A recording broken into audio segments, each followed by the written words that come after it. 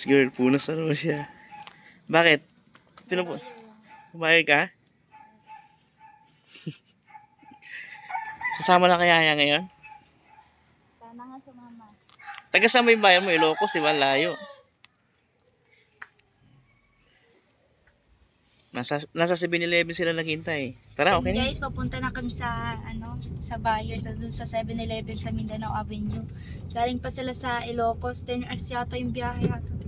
10 hours. 10 hours yung Hanggang biyahe. layo. Layo. Kaya sana makuha. Yan.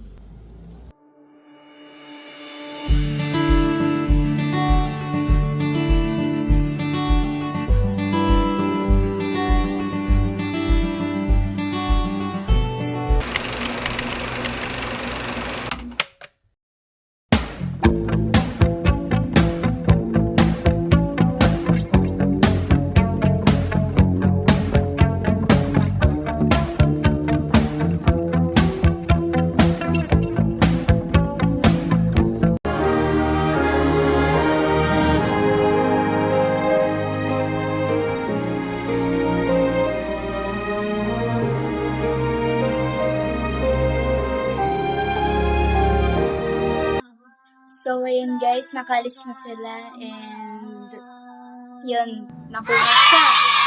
Yun, so yun lang guys.